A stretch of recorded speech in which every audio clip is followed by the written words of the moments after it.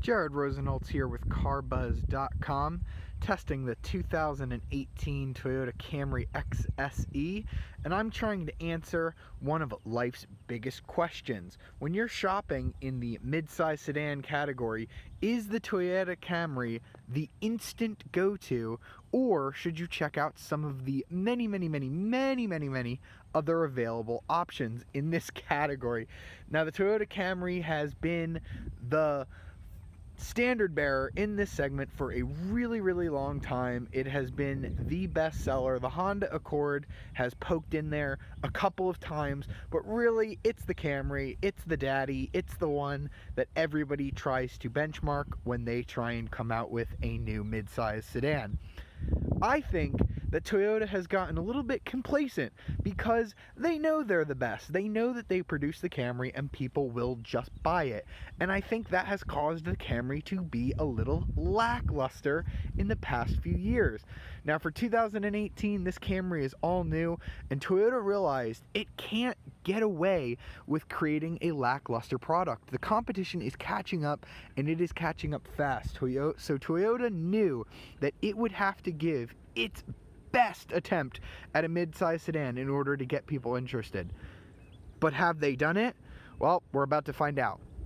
So I'm going to take you inside the Camry. We have the XSE trim, which is the top of the line model with the optional V6 engine. You can also get this trim with the optional base 2.5 liter 4-cylinder, which produces about 203 horsepower.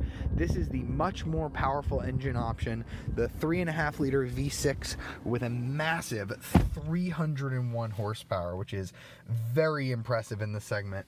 This interior is all new.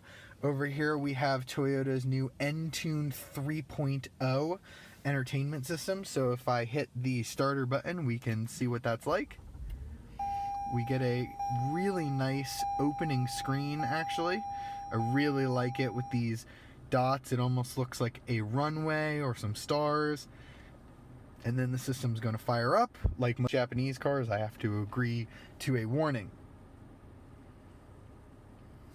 And once that's up, we have a pretty familiar layout when it comes to Toyota products.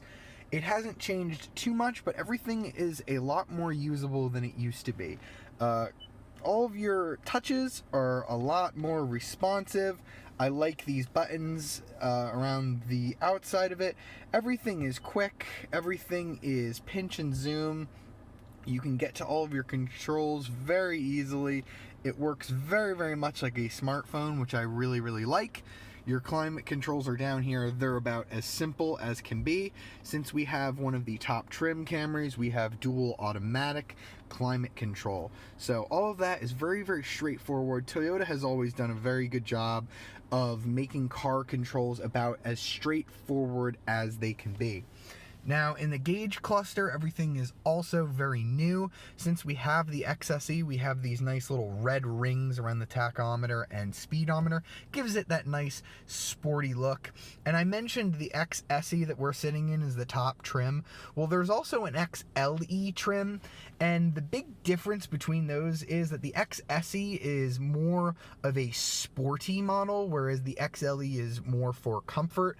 So things like these red gauges are a little different. They're probably just normal gauges on the XSE, and some of the more aggressive styling is toned back a little bit on the XLE. You don't also get different front fascia. We have that really aggressive front fascia on ours, and we have the quad exhaust tips in the back, which are really nice. Gives this a really good look. I would probably aim towards the XSE if it were my money. So we have our little center helper screen where I have it currently displaying our fuel economy. I've been getting around 26 mpg average, which is pretty darn good for a 300 horsepower V6. We have our driving support here, which is where we're going to see our navigation prompts when they're up. We have our audio. We have all of our safety systems. This thing is decked out with pretty much everything. It has adaptive cruise control, it has parking sensors, rear traffic alert, the lot. All of it works really, really well, except for the lane departure warning. Not my favorite. I ended up shutting it off because it beeped at me for straying over the lines.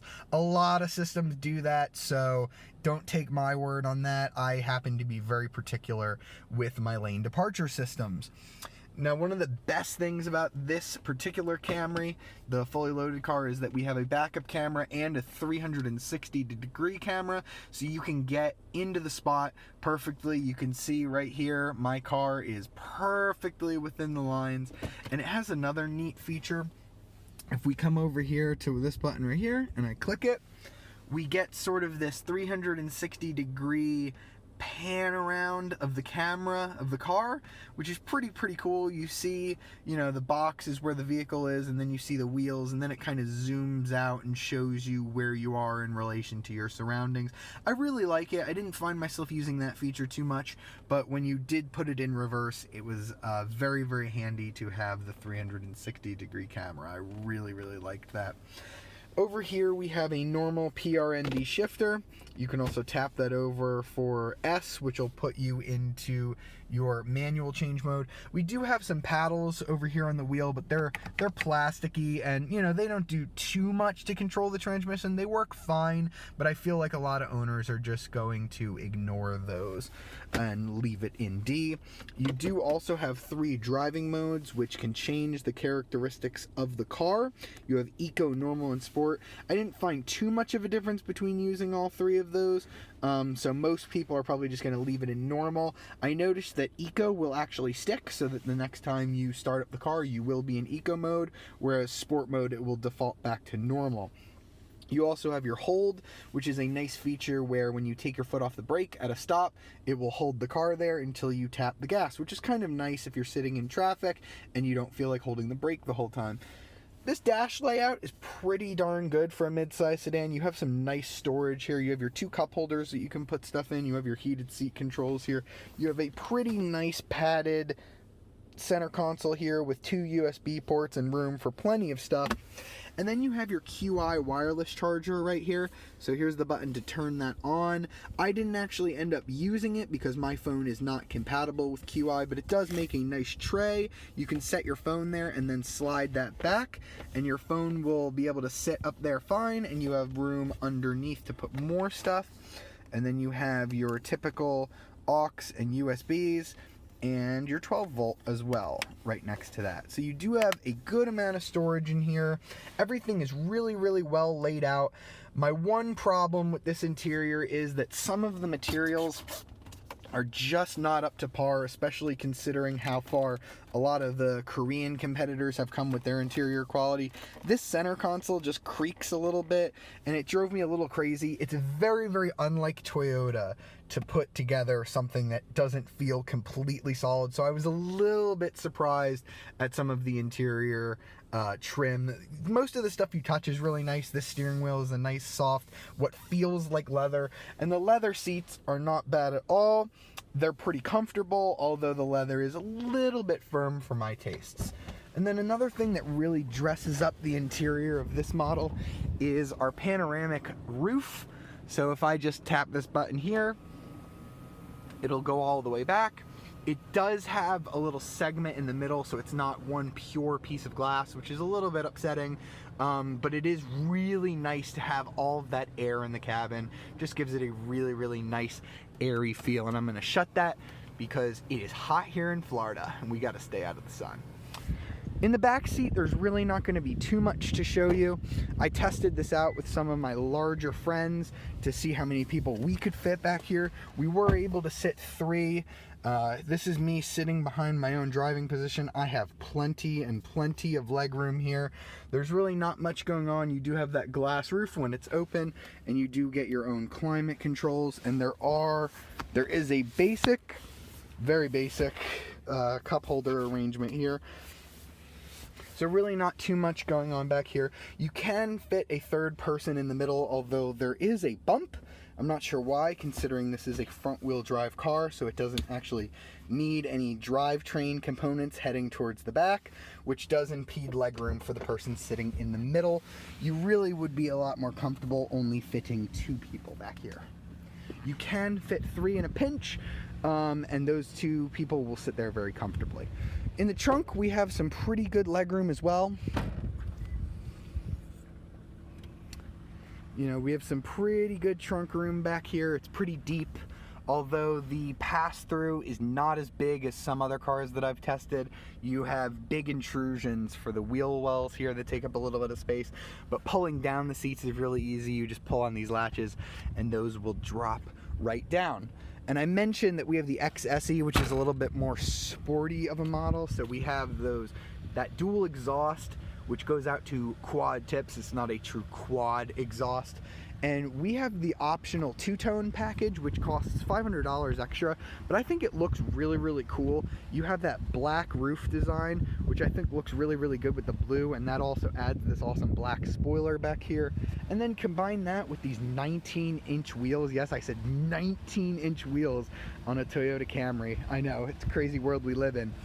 That look really, really good as a package on this car, but they do actually affect the way that it drives just a little bit. So now all that's left is to get behind the wheel of the Camry, and I'm going to tell you how it drives. So like I mentioned when I was showing you around the car, this 2018 model Camry is just a huge improvement in almost all areas. The Camry has become, in my opinion, a very, very stale product in a segment that has been absolutely exploding with new exciting options, and Toyota, they just couldn't get away with providing the bare minimum anymore. So this Camry really steps up the game a heck of a lot, but I don't know if that's enough to be the best in segment, nor do I think that that necessarily needs to be the case. And here's what I mean by that. I think overall, I prefer the Honda Accord as a package. I just prefer the way a Honda Accord steers. I think I prefer the interior layout a little bit more of the Accord, and I love the subdued but yet still very elegant look of the Honda Accord over this very, very funky and I think pretty darn cool Camry. I also prefer the Mazda 6 when it comes to driving dynamics. The Mazda 6 is nowhere near as powerful or as fast as this Toyota Camry. A base Mazda 6 only has about 185 horsepower, and even the upcoming turbo model still cannot best this potent V6 engine. But I really, really love the way the Mazda 6 drives. Really good steering feel. It's the type of sedan that an enthusiast would get behind the wheel of and say, okay, this can be my daily driver. And in terms of power, the Camry isn't the most powerful sedan in this segment either. That honor would probably go to the Ford Fusion Sport with its twin-turbo 2.7-liter V6 engine, which produces about 325 horsepower. That is a whopping amount. But this Camry does do a lot to make me say the Camry is finally not boring anymore. So this V6 is 301 horsepower.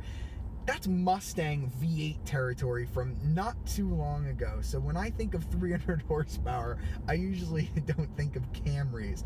Now, that power is going to go out through an 8-speed automatic transmission, which is a very, very nice improvement over the old 6-speed. Shifts are very, very smooth. They're fast when you want them to be. You can control them on the paddles, although that's not really what most people are going to be doing with this car. That power is still going out through front-wheel drive, so it's really not all that easy. I'm going to put it in sport mode now, and I'm going to turn that traction control off, see if we can get a clean launch on this car. If you heard that, that was a heck of a lot of wheel spin. It was a very, very fast launch, but boy, oh boy, did I spin those wheels for a long time. If you can do the launch right, you'll get from 0 to 60 in about 5.7 seconds. It's about 7.2 in the 2.5 liter 4-cylinder model. So the V6 is a whole heck of a lot faster than a base 4-cylinder Camry. But boy, oh boy, 301 horsepower is a lot of power to try and send to the front wheels. And you know, when you get this thing to try and go really, really fast around a tight corner, as I'm about to do, it does push wide like a front-wheel drive car. You get a little bit of understeer, and you just have to overcorrect it a little bit. You don't get too much steering feel. This is definitely the best driving Camry that I've ever driven in terms of steering feel. On center, you have a lot more feedback than you've ever had in a Camry before, or at least that I've ever tested. But when you get off center, it starts to become a lot more vague, as you'd expect a Camry to be. The suspension is actually really, really good. This is something that I give Toyota a lot of props for. I really enjoyed the Corolla IM that I drove last year, and this just takes the suspension up to a new level. You can chuck it into turns, and it, you know, I got a little tire squeal there, but the suspension really just kept it pretty flat and level around that turn. It is a little rough. If you're used to driving like a regular boring midsize sedan, like one of the older Camrys or something along those lines, you might get in this car and think it's a little too aggressive. When you go over bumps and undulations in the road, you're gonna really fly up there. It's a little stiff, although not as stiff as the Nissan Maxima Midnight Edition that I tested. That was just downright uncomfortable. This is actually dampened really, really well. So although the springs in the XSE are pretty stiff and it'll send you bumpy on bumpy roads, you'll kind of fly up a little bit, and over big dips you'll definitely feel it, but the landing is soft because the dampening is actually really, really good, so it doesn't punish you. It's sporty but not punishing, so I really, really like that. And I think the 19-inch wheels might have something to do with that. When you start getting up into 19 and 20 and 21-inch wheels, it does start to compromise the ride just a little bit. So I'm going over some little bumps here, and you probably see the camera shaking a little bit. This car is not for a little old lady who just wants the most comfortable Camry possible. For that, you should probably opt for the XLE with its more softer suspension and smaller 18-inch wheels. There really aren't too many differences on the option sheet that I noticed between the XSE and XLE. It's mainly your preference. Do you want sort of the more subdued, boring Camry, or do you want something that people are going to look and go, what? That's a Camry? That's pretty much how I think of this. People looked at it and said, whoa, that has quad exhaust. Whoa, I really like that black roof. Well, it's $500, but it looks really, really nice on this car. A base Camry L is going to set you back about $24,000, a little over that. The XSE or XLE that we have here is $34,950 for the V6 engine. You can step into the XSE trim for about $29,000 for the 4-cylinder model. So that means this V6 is a roughly $6,000 option. So you really have to be sure that you want that extra power. You still get the 8-speed automatic with the 2.4 liter 4-cylinder, but that power is really, really, really a lot to change the driving characteristics of this car. You just have to be sure that that $6,000 is something you really want to spend. And for a V6, it's pretty fuel efficient. I am not gonna lie. Toyota rates this car at about 22 mpg city, 32 mpg highway, with a combined average of about 26, and I have about 25.3 right now. Although I've been doing some aggressive driving, I've been averaging this week about 26, right in line with what the EPA says for this car.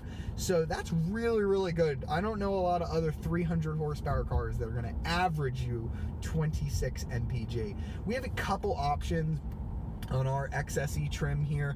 We have the driver assist package, which is going to throw in some safety tech.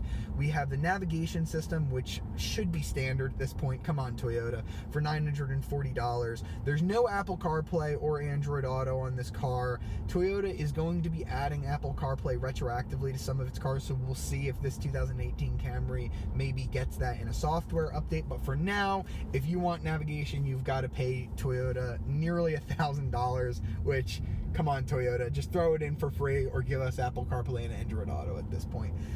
This head unit is definitely the best I've seen in a Toyota. I really like the Entune 3.0, although I've had a couple of problems with it. When I've tried to play Bluetooth through my phone, it ends up coming through my phone and not through the speakers, so I've had to use an aux cable to get my music. I've never had a problem like that with Toyota before. They've always been really, really good with interior technology, so it could just be the model I have, but make sure your phone's compatible with the software. I've also had some people who I've talked to on the phone over the Bluetooth tell me that I'm echoing, and I haven't had that happen in many press cars recently. So I'm not sure what that's all about. Toyota is usually one of the best in the business when it comes to that, so I'm a little surprised. And then we have that two-tone exterior that's going to be about $500, and then we have a few other options, like we have the illuminated door sills and some paint protection, things like that. All in, our tester model is $39,000. That's quite a bit for a Toyota Camry. You're starting to edge into Lexus ES350 territory, although with the recent updates, this is actually a much, much better package than the ES350. So if you are sitting there in 2018 watching this video and you're deciding between a fully loaded Camry and maybe a mid-level Lexus ES, the choice is clear for me, the Toyota Camry right now. And I mentioned some of the competitors that I really like in this segment. I think overall the Accord is the better package in my opinion. I think that the Mazda 6 is the best driving car in the segment, and I think the Ford Fusion Sport is definitely the one for those people who just want the most power. And I think the Koreans are also a really, really nice option. I like the Sonata and I like the Optima as well. They both come with really, really good 10-year, 100,000-mile warranties. The person who's going to buy this Camry is the person who's always bought a Camry. They want the most reliable car, the one that's really well ranked by Consumer Reports and all of those outlets. And the Toyota Camry is always going to be that. This is definitely the best Camry that I've ever tested. That doesn't necessarily make it an instant buy for me, but I think that the people who have always traded their old Camry in for a new Camry are going to step into this and be extremely, extremely thrilled. And that's good. Toyota did its job. They built the best Camry ever. It's still going to sell like crazy, and that's all there is to it.